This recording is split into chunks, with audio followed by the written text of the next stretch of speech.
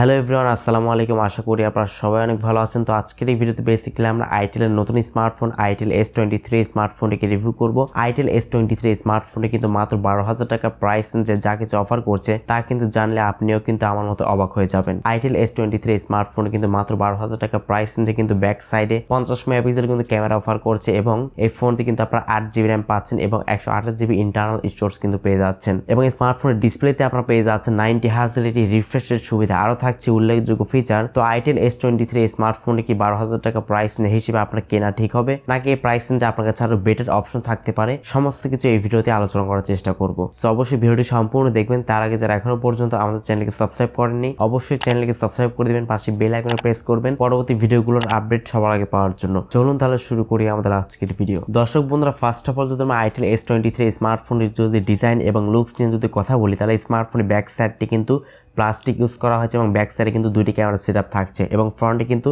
একটি water drop not যুক্ত কিন্তু ক্যামেরা ব্যবহার করা হয়েছে। ব্যাক সাইড ডিজাইনটি কিন্তু পার্সোনালি আমার কাছে অনেক বেশি ভালো লেগেছে। আইটেল S23 স্মার্টফোনের ডিসপ্লে সেকশন নিয়ে কথা বলতে গেলে ফোনটি ডিসপ্লেতে ব্যবহার করা হয়েছে 6.6 ইঞ্চ একটি HD+ রেজোলিউশন একটি IPS প্যানেল এখানে পেয়ে যাচ্ছেন, যার রেজোলিউশন হচ্ছে 720x1600 পিক্সেলস। ভালো ব্যাপার হচ্ছে এই ফোনটির ডিসপ্লেতে কিন্তু আপনারা 90 হার্জের একটি রিফ্রেশের সুবিধা কিন্তু পেয়ে যাচ্ছেন। তো সেক্ষেত্রে ফোনটিকে চালানোর সময় অনেকটা স্মুথ একটি ফিল আপনারা পেয়ে যাবেন। ফোনটি পারফরমেন্স সেকশনে কথা বলতে গেলে ফোনটি পারফরমেন্স সেকশনে ইউজ করা হয়েছে Android 12 এর সুবিধা এবং স্মার্টফোনটিতে আপনারা পেয়ে যাচ্ছেন ইনফিনিক্স টাইগার T606 এই চিপসেট ইউজ করা হয়েছে, যেটি হচ্ছে 12 ন্যানোমিটার আর্কিটেকচার বিল্ড করা একটি গেমিং চিপসেট ইউজ করা হয়েছে এবং এর জিপিইউ হচ্ছে Mali G57। তো যেহেতু এখানে ইনফিনিক্স টাইগার T606 এই চিপসেট ইউজ করা হয়েছে তো এই চিপসেট দিয়ে কিন্তু আপনারা মোটামুটি ফ্রি ফায়ার মতো গেমস গুলো কিন্তু ল্যাগ ফ্রিতে খেলতে পারবেন। ফোনটি র্যাম রম ভ্যারিয়েন্ট নিয়ে বলতে গেলে ফোনটি আপনারা দুইটি র্যাম রম ভ্যারিয়েন্টে পেয়ে যাবেন, সেটি হচ্ছে 4GB র্যাম ভ্যারিয়েন্ট এবং 8GB র্যাম ভ্যারিয়েন্ট এবং স্টোরেজ হিসেবে পাচ্ছেন 128GB internal storage. Itel S23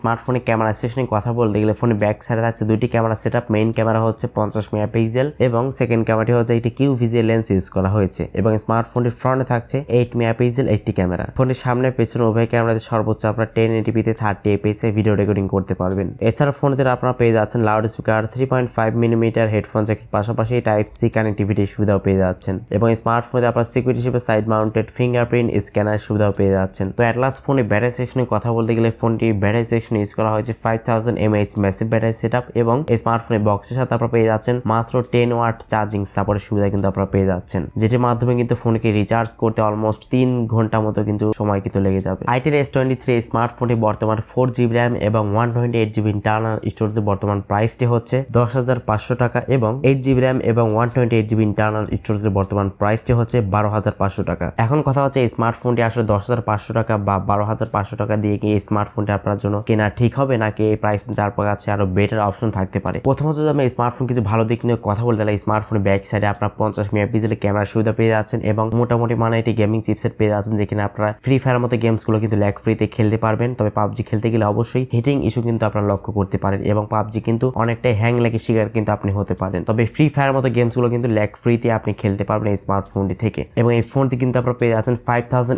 mAh massive battery setup, যেখান থেকে আপনারা মোটামুটি নর্মাল ইউজে 2 দিন মতো কিন্তু খুব ভালো মতো কিন্তু ইজিলি চার্জিং ব্যাকআপটি কিন্তু পেয়ে যাবেন। যেহেতু এখানে 8GB র্যাম থাকছে এবং 128GB ইন্টারনাল স্টোরেজ থাকছে তো সেক্ষেত্রে কিন্তু মাল্টিটাস্কিং সহ ফোনটি দিয়ে কিন্তু আপনারা মোটামুটি খুব ভালো মতোই কিন্তু অপটিমাইজ করতে পারবেন এবং অনেকগুলো অ্যাপস কিন্তু একসঙ্গে রান করে দেখা হয় যে ফোনটি কিন্তু খুব ভালো মতো কিন্তু পারফরমেন্স করছিল।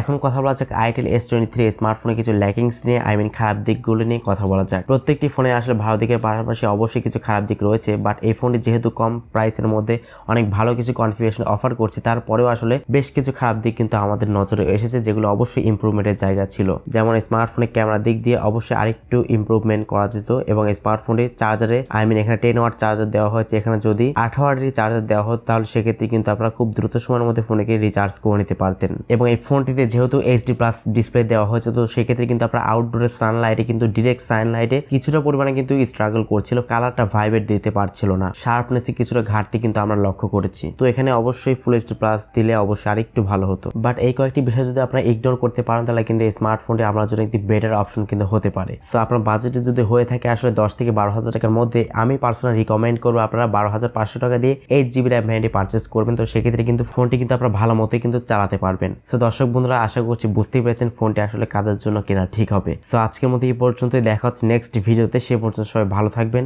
সুস্থ থাকবেন, আল্লাহ হাফেজ।